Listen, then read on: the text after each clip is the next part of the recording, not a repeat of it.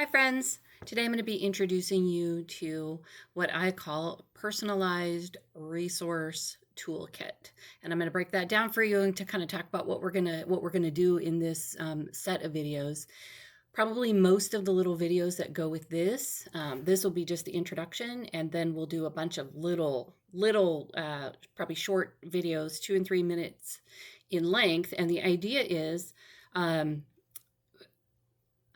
I think so much of what we need to know, a lot of what we need to know when we're going to counseling or just being a human being, is about being able to regulate, our nervous system, our thoughts, calm ourselves down, hype ourselves up, make ourselves feel secure, safe, etc. And it comes up a lot in counseling because when you're going to get into difficult topics, you often will become dysregulated, and a counselor will be talking you through how to regulate yourself. But they are basic concepts that like everybody should know. Some of them you do know. So something like deep belly breathing, take a breath down into your diaphragm, maybe hold it for 3 or 5 seconds and then breathe out slowly. Some of those things are really commonly known. But there are hundreds of these resourcing ideas. And the idea is that you're resourcing yourself. Do I have access to these resources within myself? And why I want to talk about it here on this channel is whether you ever go to counseling or not, if you were to go to counseling, you're going to spend a fair amount of time, expensive time, covering some of these basics. And of course, you're going to feel good and you need to learn them. But I think, when we're dealing with economic stress and most of us don't have just piles of cash to throw around, we really want to get in and do our work with our clinical stuff and kind of focus on this, maybe the things that you need to be doing in the office with the clinician. And let's do some of the resourcing stuff outside of there. Okay, so let me kind of break it down a little bit. Okay, so the idea comes from, I'm going to show you a little binder. So the idea would be, okay, so we have a little binder. This is artwork. My kiddo did this artwork. I love this art. The idea is like we're carrying a little toolkit. And if you like this idea, then get yourself a little 3-ring binder. And I'll try to find a way to make the art available. I have to figure that part out first. But what we want to do is explore different ways that work for you. So personalized resourcing toolkit, personalized. It needs to work for you. And I'm going to take you through some of these exercises in these upcoming videos with the idea of, first of all, personally, does it resonate with you? Does it help you feel resourced? Great. Second of all, customized, like personalized to you. So we're going to practice today with one called calm place or safe place, depending on which language. And we're going to talk about the languaging in a minute. Your imaginary recollection of a safe place or a calm place is going to be totally different than mine. So imagine when we go through that, and let's say we do 100 of these little guys, these little videos, and you make note and put it in your binder. So then this binder becomes like the care and keeping of you.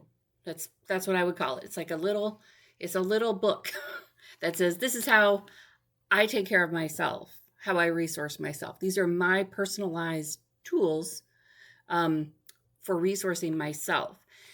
And you could take your little 3-ring binder and you could hand it to a therapist. Let's say you were going to start couples counseling, or like it's big in EMDR to do a lot of resourcing work. You're going to spend, not so much with couples counseling, but with like EMDR, you're going to spend 3, 4, 7, maybe more than that sessions, depending on how dysregulated you are or how much trouble you have accessing the tools. You're going to spend a lot of time practicing those tools. And you're paying for that, and that's great. I mean, it's a great experience. I've loved every opportunity I've had to resource somebody and help them find the tools and practice the tools and find the ones that resonate with them. It's very rewarding work. I personally love doing it as a clinician, and I have had great experiences with clients who have loved that work as well. I'm just mindful that it's let's say your clinician is $200 an hour and you spend 3 sessions, that's $600 on resourcing. Maybe you could do some of it in advance. Then you walk in to your clinician's office and you go, these are the resourcing tools. And then you could just practice the ones that you already know and like. So let's say you did the container exercise and the calm place. Every EMDR clinician in the world is going to take you through those resourcing, but you've already done it. So then your clinician could just go, and when you're dysregulated, can remind you of, okay, let's go. And you practice things like cueing words, so you know what your cue is, and then your clinician can remind you. So my safe place is, or my calm place is a beach, right? So my clinician could say, okay, Debbie, you're starting to get dysregulated. Take a deep breath and bring to your mind's eye, the visualization that you have of the beach. And the cue word is beach in that case. And then it would have in my little notes, that I've handed over, the care and keeping of Debbie, I've handed that over to the clinician, and it says, the smell of salty air, the sound of seagulls, right? So like helping to reinforce. So then the clinician is using your tools to help you. So, but maybe you're not going to go to counseling. Well, let me come back to counseling. Okay, hold on before I move on. Another one is couples counseling. So a lot of times people will go to a couples counselor. They've gone through all of that hard work in their couplehood to decide that they want to work on the relationship. And they take those steps into the counseling office. And they're so dysregulated by what's happening in the couplehood that they can't kind of calm down and listen to one another. How great would it be if both members of that couplehood already knew how to kind of resource themselves, take care of themselves, while their partner is taking a turn telling their side of whatever that dynamic is happening in their relationship or the difficult trauma that they're trying to work on together. If both partners know how to regulate, they're going to be good to go for couples counseling. And a lot of times couples counselors will observe really dysregulated people and say, like, you need to go do some of your own individual work before we can do couples work, because you don't know how to kind of, attend to the work of couples work. So if you walk in, both of you have done your resourcing work. Again, you're saving time. You're ready to go. I think it's a win-win. So, excuse me. Not to say that if you don't, if you prefer to practice it with a clinician, to do it with a clinician, I think that's awesome. Like I said, I have personally found that to be rewarding work on both ends of that, as a clinician and as a client. Okay, but what if you're not going to therapy and you just want to learn how to better take care of yourself? Like all the time, people will call me and say, I just need better tools. I need to have some skills to manage myself. These are the tools. These are the skills that we could learn. Here's another example. Let's say you are prone to panic attacks. You don't necessarily want to go to counseling for that. You know what your triggers are, or not, but you know what the panic attack feels like when it's happening, and maybe you could develop some tools that you could use to calm yourself down. Let's say it was a breathing technique, or 3 different. I use fire breathing when I have an anxiety attack, and then I use ocean breathing to calm myself down. You'll learn what both of those mean. But let's say those were some of the tools you need. When you're in the middle of a panic attack, you don't really have access to this part of your brain, your prefrontal cortex, where all of that good knowledge sits that says, oh, Debbie, remember that when you get upset, you really like to use fire breathing. Like, let's practice that now, right? The prefrontal cortex, you flipped your lid. You've lost your access to your prefrontal cortex, right? If you don't know what I'm talking about, go back and watch my video about Dan Siegel, flip your lid, or look on YouTube for Dan Siegel, flip your lid. So when you're having a panic attack, you've lost access to the part of your brain that can calm you down, top down. So we have to calm you down, bottom up, which we're feeling creatures who think. So that's a very natural state. But your memory of what calms you down is offline. You've flipped it. It's offline. What if you had a friend, a trusted friend who cares about your panic attacks, and they have a copy of The Care and Keeping of You, and they just open it up and they go, oh, let me walk you through how your fire breathing works. And then they could just be on the phone with you, talking you through that. Great. Here's another example I thought of, and this one's from my own stuff. So I have a surgery that's coming up. I'm pretty freaked out about it. Um, really freaked out. So freaked out that I postponed necessary medical care for far too long.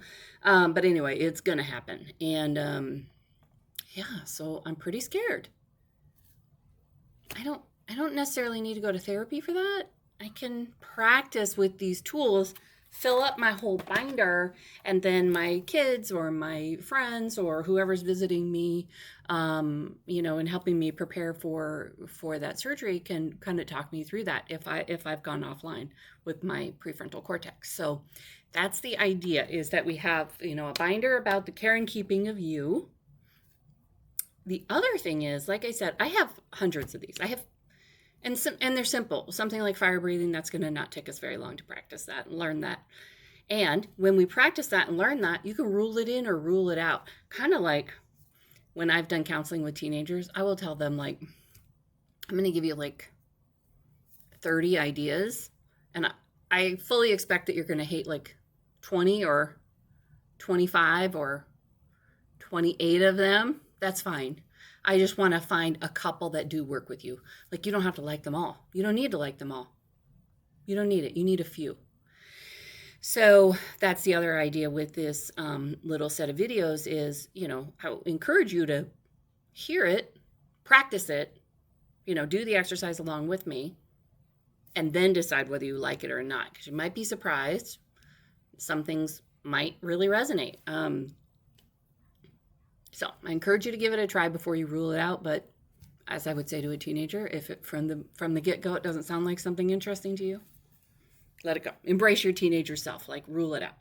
Okay, so I'm going to do the first one with you today that I thought I would talk you through. And this is called, the title of it is Calm Place or Safe Place. Now look, originally when it was written, and I think this is Shapiro's work, originally when this was written, I think they were using the language of safe place, and the word safe can be triggering for people. So right off the bat, just with the title of this, we want to empower ourselves to name it whatever we want to name it. The idea being, though, before you name it, that it's a place that is like where you can go to in your mind. It can be a place that you have been or imagine being, and it feels very calm or safe. Okay, so imagining, think about some kind of a place where you have been or imagine being that feels very calm or safe. It could be anywhere. I recommend that you don't use your, I was going to say don't use your bedroom, but I did actually have somebody who used their bedroom and their bed as their safe place, and that worked fine for them. So, if you have triggers around feeling safe in your own bedroom, but you want to use a bed, then use an imaginary location. Play around with it. Again, it's personalized resourcing.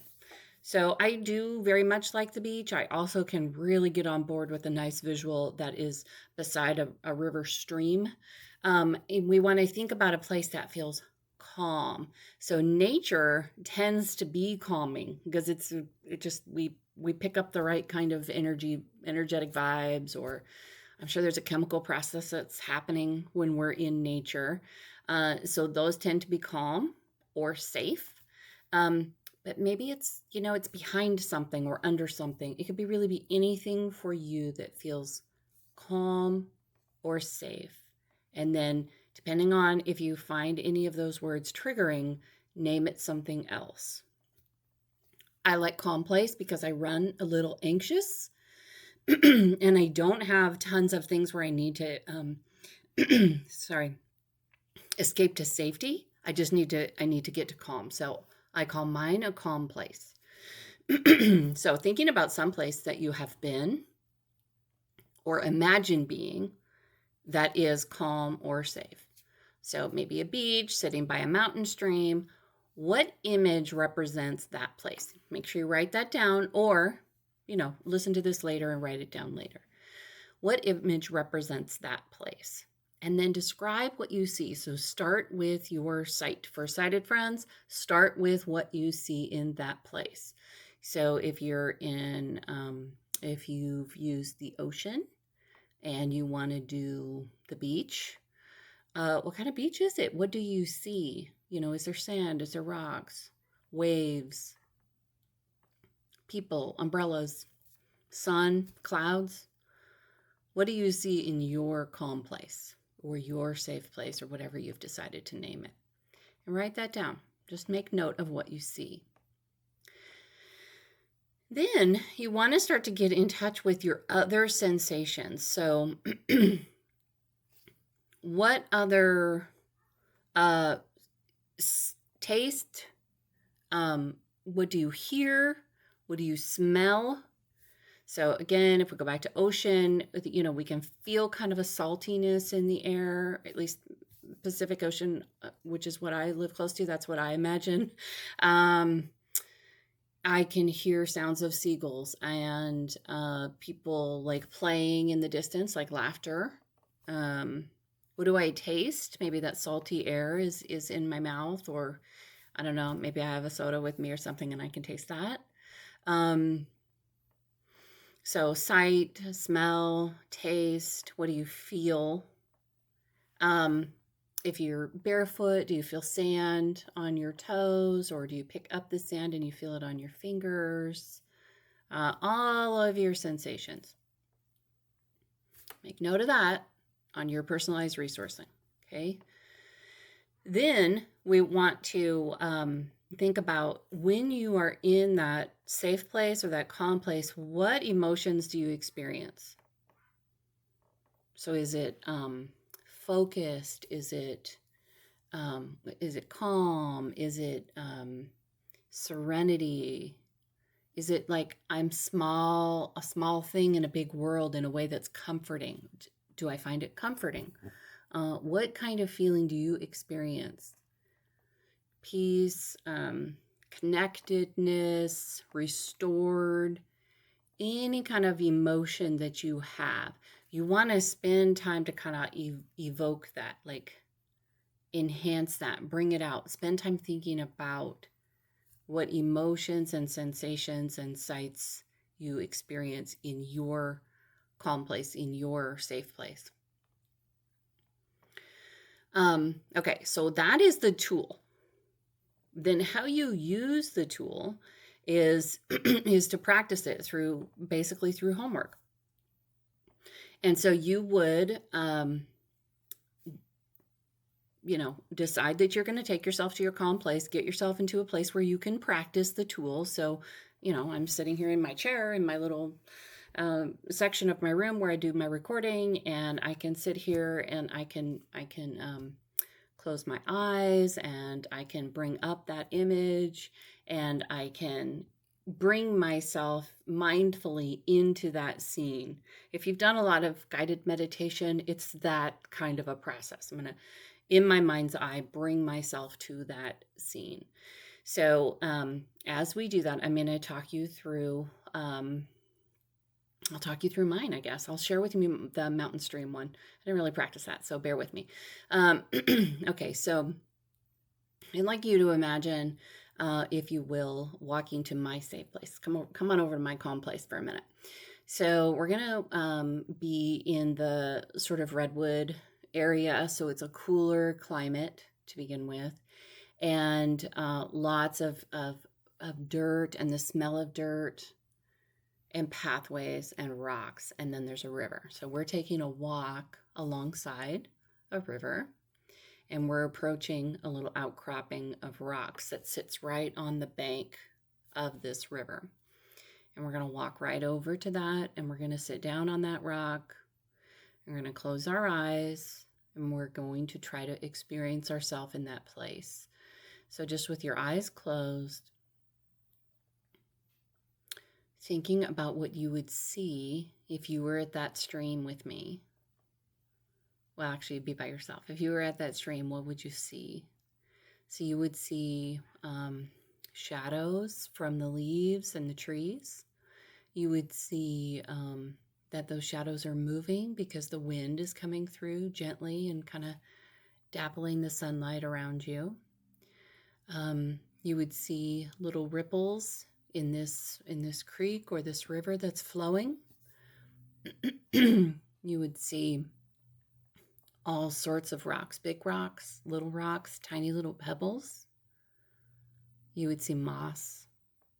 What would you be experiencing? You would be smelling that fresh, earthy smell.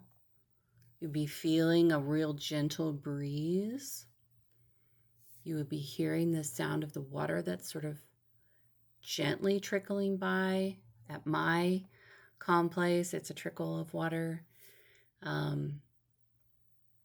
Just try to imagine yourself in that place. Notice the feeling of the rock underneath you that is holding you. Notice your feet on the ground, grounding you.